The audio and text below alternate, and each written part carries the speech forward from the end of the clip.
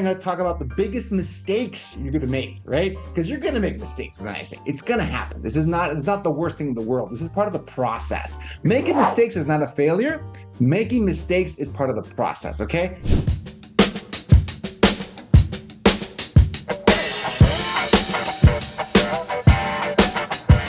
Welcome, everyone. This is how to use an ISA to get sellers in 2024. And this is Gus with PowerISA. We invite everyone to turn on your cameras and ask any questions you have in the chat, and we'll get them answered. All right, welcome everybody. And actually, you know what? I forgot one thing. I don't have let me grab my water bottle. I'll be back in 2 seconds. All right. There we go. Okay, that's better. That's better. Yeah, because we got an action-packed presentation today. I'm gonna need this. I'm gonna talk for a little bit. All right, let's rock and roll. Welcome everybody. I'd love if folks are joining. I would love for people to drop a comment in the chat and just let us know, where are you joining us from? What part of the country, what part of the world are you folks from? I always love taking a look to see who we have in the room.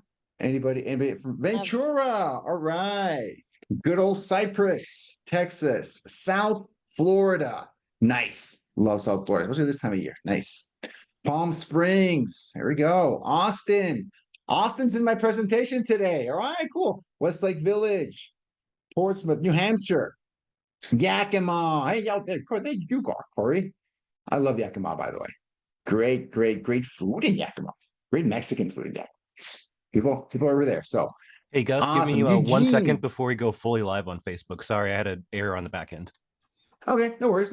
I'll keep going. I'll stretch it out the first couple minutes. Eugene, Oregon, LA. Oh boy, I'm talking about good Mexican food. Like LA is tough to beat. So love LA. Love it. Great. Who else we got in the room? Love to hear where you guys from. Drop a comment in the chat. Just let us know where you guys are from. Where are you joining us today? Different parts of the country, of the US, different parts of the world. Would love to hear where you guys are from. Let us know. Don't be shy. Got different people jumping in today. Oh, there we go. Awesome. Pleasanton, lovely, sunny California. It'll be sunnier in California, actually. We're getting to the sun. We're actually end of the rainy season over in SoCal. So awesome. Welcome, folks. You came to the right place. How to use an ISA to get sellers in 2024. Let's jump right into it. This is the agenda, right? We're going to talk a little bit about the market, because I think the market matters a lot. Depend on how to frame this, right? When your ISA is talking to sellers on your behalf, they should be armed with the latest data, because I think the latest data is going to help you have conversations with sellers. We're going to talk about what it takes to get set up. We're going to talk about the best ways to get sellers, and I'm going to talk about the biggest mistakes you're going to make, right? Because you're going to make mistakes with an ISA. It's going to happen. It's not the worst thing in the world. This is part of the process. Making mistakes is not a failure. Making mistakes is part of the process, okay? And then I'm going to have a really great special offer towards the end. If you're interested, you should stick around, all right? Let's jump right into it. State of the market. Where are we at right now, actually? Are we doing better than last year? Are we doing worse than last year? This is the latest data from NAR for the homes sold so far this year. This data is from the end of, it's actually data from a few weeks ago. They published this in February. For January, we are on track to sell 4 million homes in the US this year. That's like a 10-15% increase from last year, okay? People might not know this, but we barely sold like 3.7 million homes in the US last year, which is an insane number, okay? It's very low number of homes sold last year, for all the reasons you can imagine. All the uncertainty, interest rates hitting 8% in September, October, towards the end of the year. So we saw a big increase in January, and we're already seeing a much higher number trending for this year. So far, that's the latest from NAR. If you look at the numbers from the top 50 metro areas, okay, this is just a snapshot of this report from Fortune magazine. The top 50 metro areas. The only exception was Austin. I mentioned Austin was in the presentation. Austin and Phoenix were kind of, the ugly ducklings in the top 50 metro areas. They were the only markets that the prices went down last year. They were the only markets. Every other market essentially either stayed flat or saw an increase between 5 and 10% last year. 2023, okay? Even with it being kind of a down year for real estate. That's remarkable, folks. That's remarkable. That's weird, actually. The prices overall kind of went up, but sorry, prices did not collapse in these top 50 metro, but we saw interest rates rise significantly last year, okay? We hit 8% only a few months ago, which is nuts. But prices for the year actually trended slightly upward, okay? So look at this another way, okay? This is the median sales price for the US in the last 5 years. The median sales price. See how it starts at about 320,000 in early 2019 and then shot up till about the middle of 2022 to like 480,000, which is nuts. The 50% increase for the folks keeping score at home. 50% in 5 years. That's in 4 years. That's insane. So we saw a correction happen. These are national numbers. Your individual numbers in your area might be different from this, but this is the whole country. We saw prices dip down, and they've more or less stabilized in the $420,000 to $440,000 range.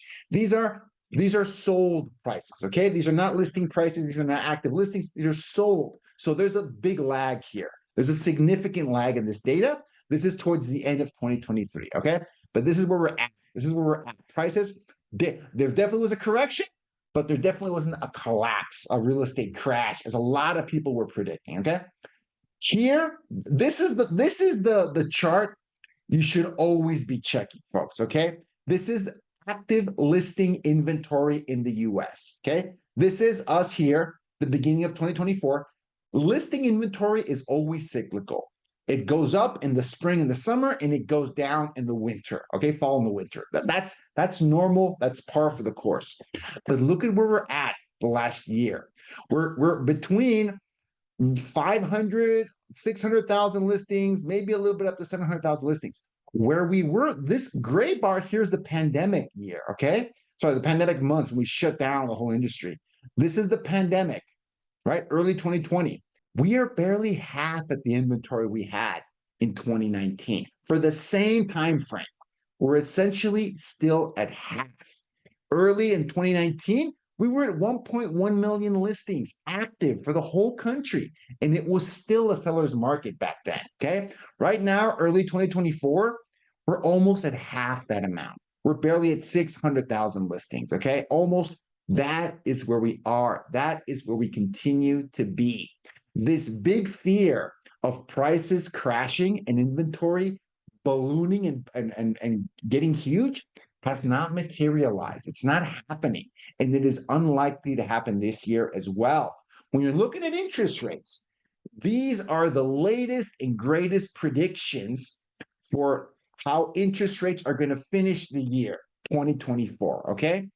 Now, those may not be the numbers you want to see there, but that's definitely better than an 8, right? Those interest rates beginning with an 8. Everyone is predicting that interest rates are going to stop rising this year. There's going to be a lot of pressure to bring interest rates down, okay? That's what everyone is predicting. I'm not a rocket scientist. I threw away my crystal ball, but this is what people that are paid a lot of money to look at this is what they're saying. And they're saying that we're going to stabilize these interest rates. By the way, 6% interest rate is the average interest rate, I think, for the last 30 years in the US, or probably maybe even more than that, right? From the 90s all the way to now, this is the average rate we've seen in the country. We're kind of back to normal, right? This is a normal rate. And I think the market can function really normally and correctly this way, all right? That's where we're at. This is the current state of the market. What does this mean for sellers? We are going to see, my prediction for this year, we're going to see more deals happen. We're going to see more people get back into the market. We're going to see lower interest rates than we saw last year. What does that mean? More people are going to be active. More buyers are going to jump in. You should list your home and take advantage of that, okay? And the sooner the better, quite frankly. The sooner the better, all right? That's the current state of the market in the US. This is March 2024. Okay, awesome, Gus. I get it. The market is favorable. The market is going to favor sellers yet again this year. That's great. How do we get set up with an ISA to get them calling for us, okay? Well, step number one, obviously you got to find a great ISA. I'm kind of assuming you already have one for the purpose of this presentation. This is not a training, how to train your ISA. This is not a how to hire an ISA presentation. I got plenty of those if you want them. This is about once you have a great ISA, hopefully you use us, but even if you don't, it's fine. It's okay. Glad you're here anyway, but this is how you get them ready to go. So the biggest concept I need you to understand to be successful with an ISA, searching for sellers, specifically looking for sellers, is what I call shaking the tree model.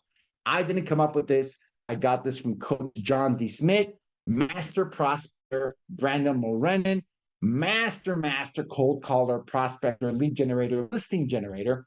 And they said there's only one way to be successful with an ISA, and that is using this model.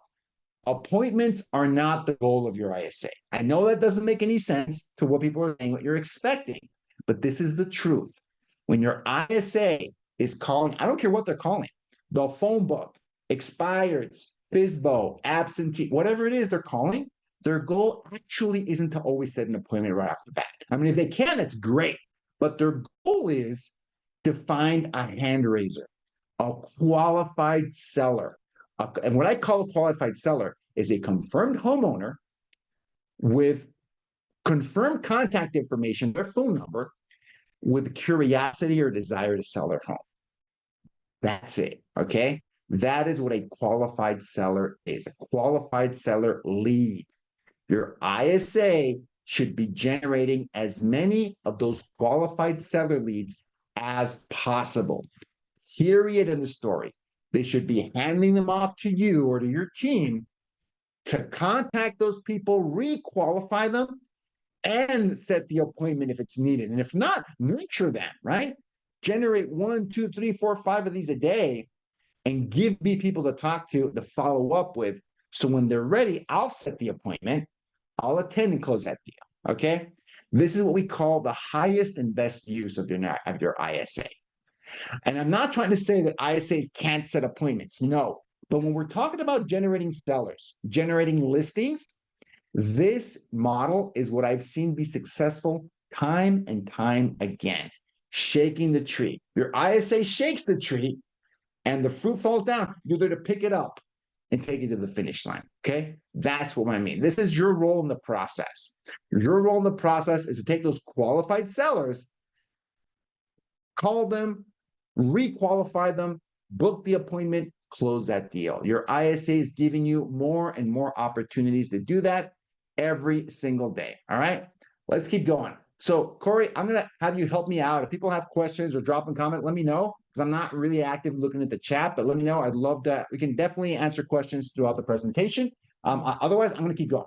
Well, Great. we did just have a question and it just came in. So it says, do you offer a list of homeowners in our local area that are most likely to make a move, or do we need to provide your company, the ISA, a list? Great, because I'm about to talk about lists on this slide deck. That's a great question. So we don't provide lists. We recommend people where you can get the different lists from, okay? We have these lists. These are our most popular, our most recommended vendors. RedX, who I think is even a partner of LCA. So you can probably get a great deal on RedX through LCA, Vulcan 7, Mojo, and the Share Group. They're really good at certain types of data, okay? I don't believe that they are a be-all, end-all. And, full disclosure, I'm an affiliate with RedX and with, I think, Vulcan, not with Mojo and a Share Group. Share Groups are really good friends of mine, so I still love those guys. No matter, even if I'm not an affiliate, I love those guys. So some of these people I'm an affiliate of, some people I'm not an affiliate of, but I still recommend them because they are really good at certain types of data and at certain scenarios. Okay, I'll go through them one by one, but you don't need more than these, depending on what kind of calling you're going to do. Okay, I'll go through these as we drill down. But yes, you are providing this data to your ISA to call. This is not something that PowerISA does, and most companies that provide virtual assistants, virtual ISAs, most of them don't generate the data for you. You should own that part of the process. You should find out which one works the best and double down on that. Okay, when we're talking about dialers, you need to get the data, number one. You get a list, okay? We're talking about seller lead generation. This class today, this webinar, is not about how to call your database. Okay, that's a whole other class, and that's a great way to get listings. By the way, it's a great one. That your ISA is not great at that. You should be calling your personal database and getting some deals from that. That's another class I've taught here in LCA. You should check it out. This is not talking about online leads. Not that you can't generate listings from online leads. It is just way more expensive to do online leads, and the conversion rate is much, much lower for online leads. ISAs can also do that. I'm going to be sticking to the highest performing, best result you can get with an ISA, and that's what you need these tools for. Data, dialer. If you're doing circle prospecting, you absolutely need a dialer like Mojo or Call Tools, okay? Mojo is the gorilla in the room. It's the brand. It's the proven and most used tool when you're talking about circle prospecting or calling at a really high level. I love Mojo. I am not in any way affiliated with them. I don't get any money if you use them, but they are the easiest to set up and one of the best at doing this. Call Tools is great. The only difference between Mojo and Call Tools is amazing. It actually costs less than Mojo, but it is harder to set up. And that can be a big difference, guys, okay? I want to make things simple for you guys, but both of those can work. They're great options. You can't go wrong with either of them. If you're not doing circle prospecting, I feel you probably don't need a big, powerful multi-line dialer. You can get away with one line, maybe two lines. And you can use something like Vonage Business is a great option for that, okay? What else? Another thing you need is scripts. We'll be talking about scripts. And you need to optimize your campaign, okay? Just because you get the data, just because you get a dialer, does not mean that you're ready to go. Why? Because there's one big problem you got to solve. Whether you're doing the calls or your ISA is doing the calls, and that is the spam filtering. Oh my goodness, this is the bane of my existence. This is something you have to understand, or you're not going to be successful ever with outbound prospecting in 2024. There is this protocol called Shaken and Stir, okay? The Shaken and Stir is implemented by the carriers, by AT&T, Verizon, T-Mobile. If you are making way too many calls, more than a normal person would make, the carriers are going to block your calls, which means the other phone is never going to ring, okay? Let alone this is going to be tagged as spam. No, this is not even going to tag as spam. The other phone number never even knows you called them. That's what's going to happen if your number is tagged as spam by this protocol. You can also be making calls. It does ring on the other end, but guess what? My iPhone's going to tell me that's spam likely, okay? Don't answer this phone. My Android's going to tell me it's a spam likely phone. I really wouldn't pick this up. You guys know what I'm talking about, okay? That is implemented by iOS and Android. That's not a carrier issue. The calls coming through, the carrier's letting you through, but the actual phones are telling you, you really should have picked this up, Gus. If I were you, I'd avoid this one, okay? Very powerful. If you ignore these measures, you're going to contact 0 people every day, okay? No one is going to answer that call. You have to use the technology available to us to try and mitigate this. You want to stay under the radar. You want to make sure you do not seem like a robocaller. Folks, robocallers are the reason these measures were implemented. Robocallers make thousands of calls an hour, millions of calls a day, okay? That's who you don't want to seem like. You need to use the technology, and Mojo and Call Tools are excellent at this, okay? You don't have to reinvent the wheel. You should use the white labeling in Mojo and Call Tools to keep your number below the radar and clean from the spam filters. This is a must. This is necessary, okay? You can also, I have some of my best clients, what they do, before their ISA starts calling every day, they have them call the team and make sure they can get the call. The call shows up, right? What's up, Ray? We have a question. What if we don't want to dial and make those initial calls? Can we use the ISA for that and only be connected with those interested sellers? I'm guessing, is this about the data, your personal database, or this is about like I'm lacking a little bit of context as to because absolutely your ISA can make those calls. I mean, that's the whole point. The ISA should make 100 calls so you talk to one motivated seller. That's exactly what you should be using your ISA for. If I missed anything on that question, absolutely, you should. So you should use the technology and double check that your ISA can actually call you, okay? That their call is going through and not getting tagged as spam likely. 5 to 10% contact rate is the goal. It means you're doing things correctly. You're in the green, okay? All right, let's jump into it. Option number one, good old circle prospecting. Circle prospecting. This is the number one way that people use ISAs because let's be honest, circle prospecting is a grind. Very few agents do it. I've done webinars here in LCA with agents that do circle prospecting and they kill it. But it's a grind. It's not easy to do. If it were easy to do, everyone would do it. This is the prospecting that I loved doing the most when I was an active agent. It was the easiest for me to do, quite frankly. I would make 3 hours of calls, and I could talk to 50 to 100 people back then. This is 2012, 2013, 2014 timeframe. In 3 hours, I could talk to almost 100 different people, okay? I love this kind of calling. This is one of the most profitable way to generate leads because it is prospecting based. Other than your personal database, prospecting is the best way to generate potential sellers, all right? It is much more scalable, though, than calling your own database. Because if you call your database, you can be done in a couple days. You're done. Now, what do you do the other 364 days of the year, right? You can do circle prospecting, and you can add leverage, and ISA can help you do this. You have nearly an unlimited number of people to call. I trained a 50-person ISA team by calling Washington State, which is where I was based as an agent, okay? Washington State. We had about 2 to 3 million numbers available for Washington State. We called through every single number in the whole state within about 2 years. What did we do at the end? We started over from zero and did it over again, okay? Why? Because time passes, folks. People move. People are born. People pass away. People get divorced. People change cities, change counties, change states, right? So you can always call these lists over again, all right? That is the magic of circle prospecting. And another thing, you're bringing them some good news, right? You're telling them about, hey, interest rates are going to go down this year finally, okay? We're going to have more inventory. We're going to have more people trying to get homes out here. Let's get this thing moving. It is much easier to make these calls now than a year ago. Why? A year ago, so maybe people don't remember this, but a year ago it was tough, okay?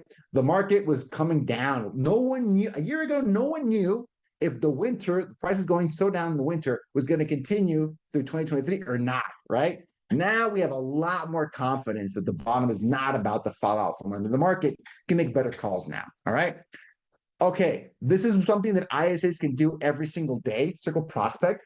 The most common setup that I see for circle prospecting is agents generating Facebook and Google leads. And then when there's no leads to call, their ISAs hit those just listed, just sold scripts for the day, for the week. They're doing it every single day to fill in the time. Your ISAs can do this every single day, all right? Like I said, you don't want to turn over those lists very often. Maybe maximum, you want to call the same list over again every 2 to 3 months, max. You want to keep those lists as fresh as possible. I was just on a call with a client today, and they're in Glendale, California. They asked me, how often do I call my list? I go, Mr. Agent, holy cow, there's 20 million people within like a 15-mile radius of Glendale, California.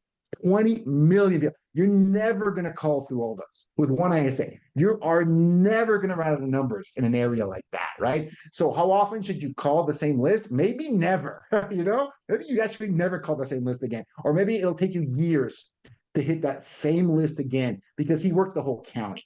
The county he was working in, okay, maybe it wasn't 20 million, it was 10 million in LA County, which is crazy, okay? So that's why I love this lead source so much. Your ISA should always approach these calls with curiosity. And really important, they gotta get to 3 no's. They've gotta get to the 3rd no. Once they get someone on the phone, the script is really simple. It goes something like this. Hey there, Mr. Seller. This is Gus with ABC Realty. I'm just giving you a call because we just sold the property right down the street from you at 123 Main Street. And guess what? We had way more buyers, trying to get the home than we had people that want it, right? So we have a lot of buyers disappointed they couldn't get that property. I'm just canvassing the neighborhood, trying to find more sellers for my buyers. Who do you know that I should know that might be thinking of selling? How about yourself, right? Really simple. Yeah, Cori. Someone was asking about the numbers being on the do not call list, and is that common? And also with a low answer rate, or also low answer rate than, okay, I don't understand. Maybe is the Yeah. answer rate lower with for sale by owners and expireds? I'm not quite sure. So you should, so that number I gave earlier, 5 to 10%, that's the number you should use for any kind of prospecting, right? I use it for circle prospecting because it's like calling the phone book.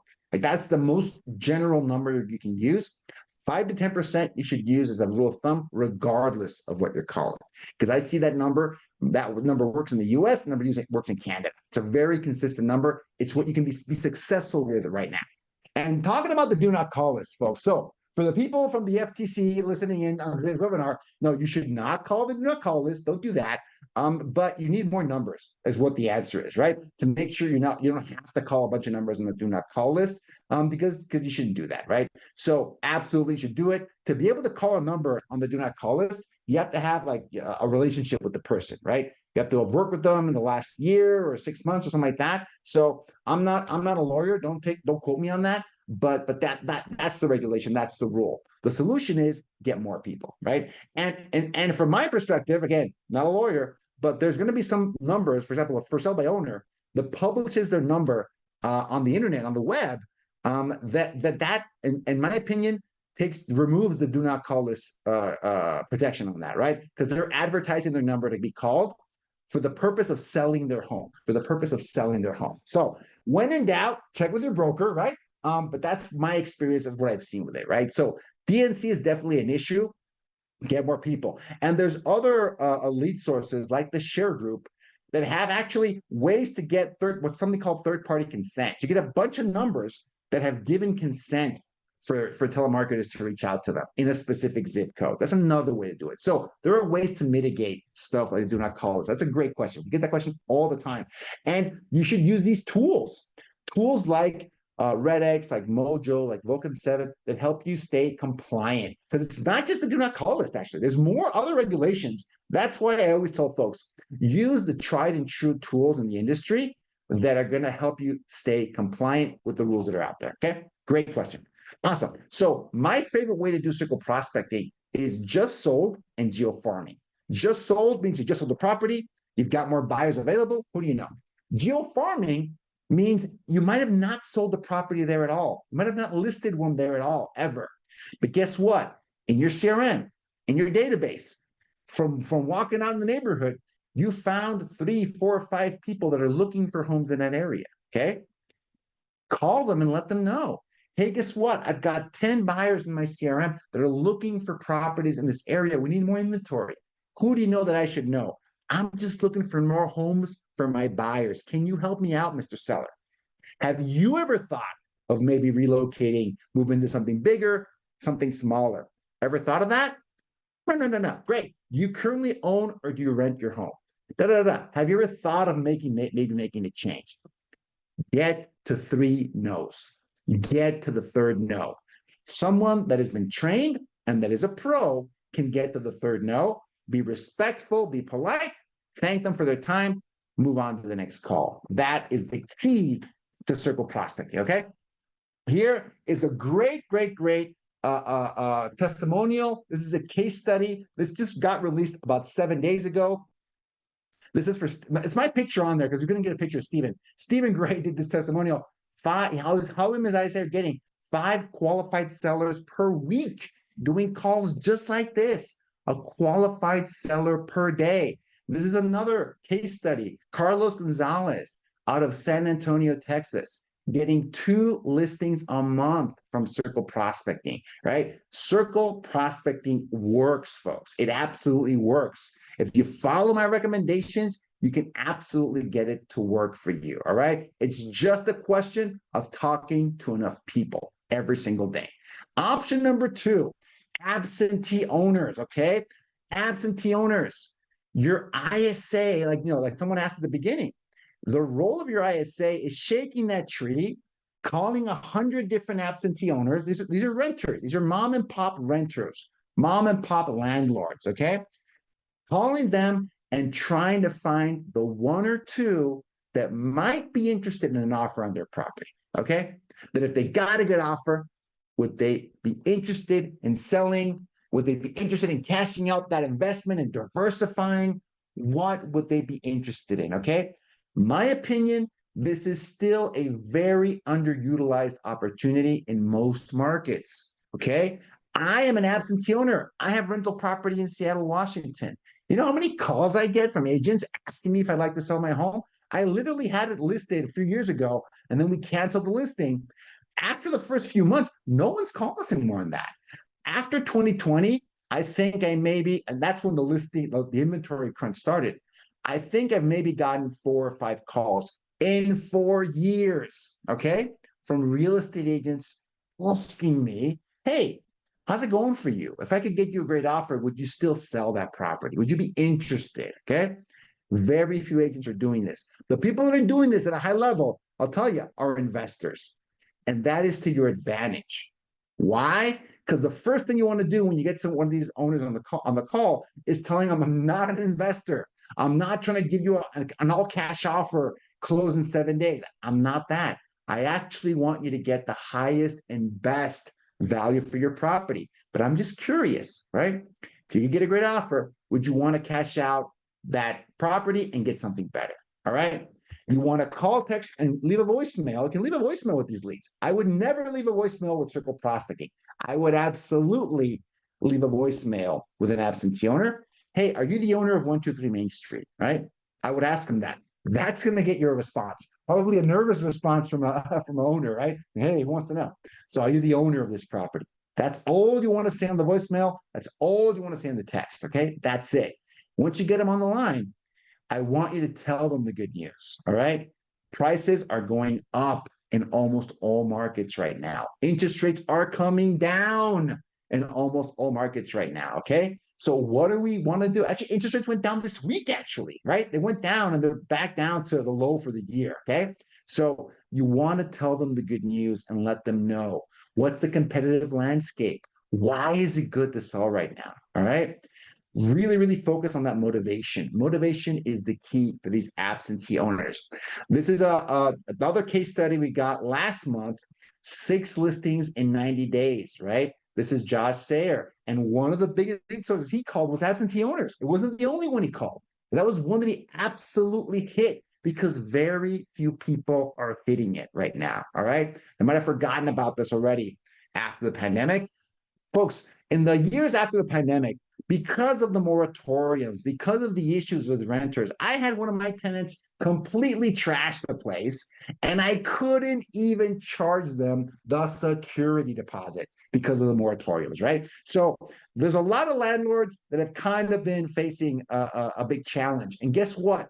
2024 is the year we're about to have more rental supply, more rental inventory hit the market this year than ever before in the US. Okay, I'm going to say that again. More rental units, brand new ones, are going to hit the market this year than ever before. And this data goes back to like the 1950, okay? More units. What does that mean? There's going to be pressure on rents, okay? I tried to raise prices on my rentals last year in Seattle. They were brand new condos a mile from my property.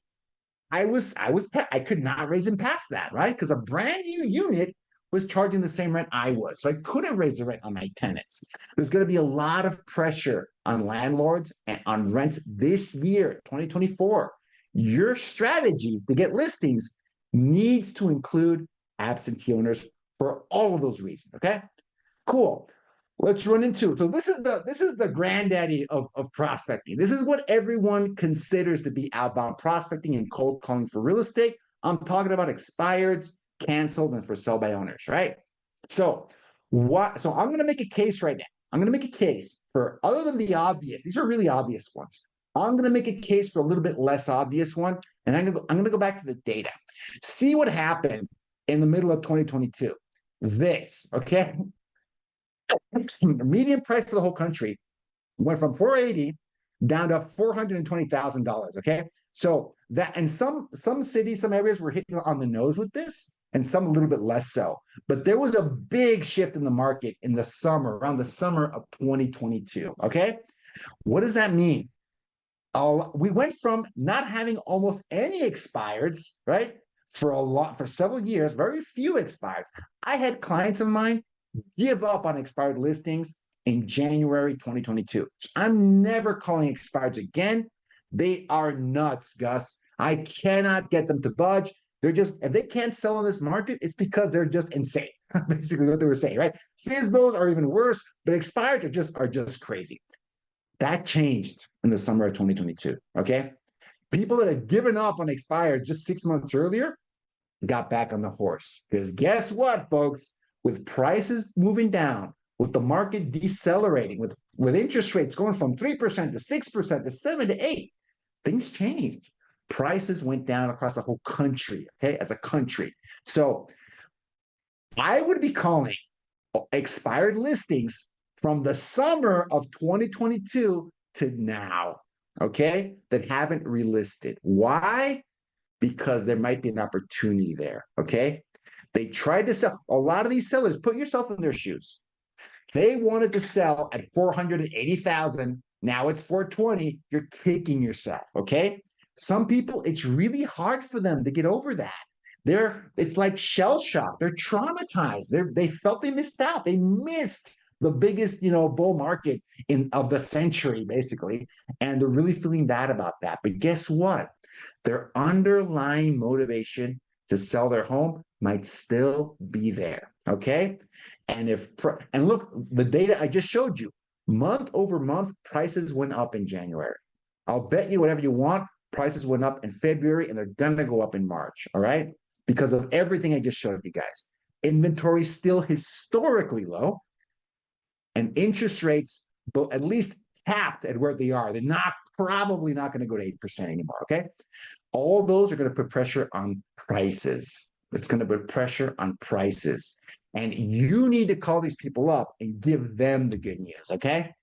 Like I said, 2 to 18 months ago, actually probably more than 18 months at this point, I would start from summer 2022 to now and see who has it relisted and call those folks and see where they're at. All right. Your ISA shakes that tree, tries to find them. This is a really simple message you want to send them. If they don't pick up the phone, that's fine. Leave a voicemail, send a text. Hey, are you still accepting offers on 123 Main Street? Okay. If it's a really old expired, just ask, is your property still available? Right? I'm just curious, right? Would you still accept an offer on that property? And just see what they respond. Okay. That's where you want to start that conversation. When you're talking, and then when you're getting on the phone for your ISA, like I said, your ISA is not there to talk about commissions and the full marketing plan. That's not what they want. Your ISA is there to qualify them on motivation. Mr. Seller, if we could get you an offer, a better offer than you expect, would you still make the move on that property? I'm just curious. When you had it on the market, if you could have sold it, where would you have moved to? Just curious about that. What were your plans originally? If we could get you a qualified buyer, would you still make that move? I'm just curious about that. Shut up and see what they say. Your ISA should do that 50 times a day, 100 times a day, okay? Ask that question to the 8,000 old expireds that are in your market and just see what they say. If the answer is anything other than absolutely not, no, crazy, never, I'm never selling and never moving, thank them for their time, move on to the next one. But if their answer is anything other than that, it's a qualified seller, okay? You should have they should hand them off to you, and you should then have a conversation with them, all right? When you're talking about for sale by owners are a little bit different, all right? For sale by owners are funny in this, there is no such thing as an old for sale by owner, right? They either listed or they sold. I mean, that's kind of it. These aged, well, maybe an aged for sale by owner is like a month, probably, right? So the for sale by owner is different fundamentally from these other. I group expired and canceled. I approach the exact same way, by the way. You shouldn't change your approach. In my opinion, you shouldn't change it at all. Same problem. Are you still motivated to sell? Great. I'd love to help you, right? FSBO takes several touches. This is where an ISA comes really in handy, actually, okay? They're just checking in, and the first day that they list, it's the opposite of an expired, right? Because the first day that they list is when they are least motivated to list with their agent. Like they 100% believe they're going to sell it themselves, okay? But you got to stay with them. Your ISA's got to be calling every week, maybe twice a week, if they have a good connection, a good conversation, to check in with them, make sure it's still available, ask permission to add it to your off-market property list. Why not? And throw your hat in the ring. Mr. Seller, this is an amazing property. I'm sure you can sell it on your own. This is great. However, if you hit a snag, if you have any issues, me and my agent, Gus, would love to be your plan B. Is it okay for me to check in with you and see how things are going the next few weeks? Is that all right? Great. Okay. Because you're immediately going to sound different than 99% of the agents calling them, right? Taking that approach. It's completely different. And then your ISA is checking in every week, preferably Monday, Tuesday. Hey, how'd it go? The property's still available. Have you had any showings on that? Awesome. Just wanted to ask you, are you ready to talk to Gus, my agent?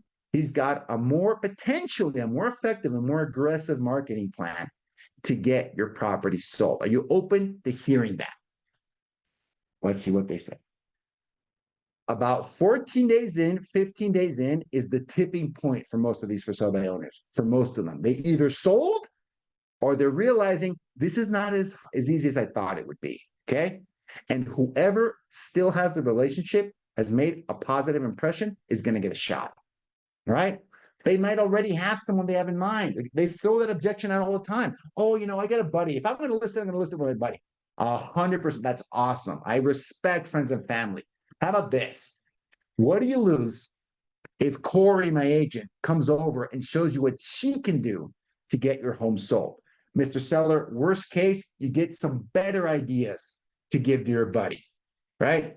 Like, how can you say no to that, right? That makes sense. When people compete, you win, right, Mr. Seller? Yeah, I think so. Great. When can she come over, right, and have a chat with you, right? And when you're handing these off, the ISA, like I said, doesn't even have to set the appointment. Would you take a call from Cori just to have her introduce herself and tell you what she can do different to get this property moving and get you on the way to Topeka, to Pismo Beach, to, I don't know, Myrtle Beach, whatever. Get you on the way there. Is that fair? Can she just give you a call and introduce herself and tell you what she can do? Great. I'll have her call you today, right? That is the ideal handoff. Let's go. 100%. Let's go. Cori's ready to take that call, right? Boom, he's on the phone. So that's what you want. That's 3 minutes, just so you know. Okay, there we go. Perfect. And I'm almost done. I've only got like 3 slides left. Boom. All right. So, and here's a great case study. So this is Munoz. He's out of, I think, the suburbs of Detroit, Michigan. He got 4 listings in 30 days. The reason he got such a high conversion rate is his ISA was focusing on the highest converting leads known to man for prospecting, and that is expired, canceled, for sale by owner. Okay? Expired, canceled, for sale. And he didn't do this years ago. This is a few months ago. Okay? This is the end of 2023. He was doing this, right? In the down cycle of the market, in the winter months. I don't want to tell you what winters are like in Detroit, okay? But he was making those calls, and he was just talking to the most motivated people. ISA was handing off. He was throwing him over, handing him off, shaking that tree, and handing over the potential hand raisers. Okay. That is it. That's why I'm so confident this works. Biggest mistakes, I'm almost done. This is the last slide in the presentation. Folks, the biggest mistakes I see people make with this is they don't understand that shaking the tree model. They misunderstand it, and they 100% want their ISA to give them a bunch of listing appointments, and they're going to go sign them. That's not how this works, right? I wish it did. That'd be awesome. That's not reality. Got to be ready to take a motivated seller to the finish line. That's your job as an agent.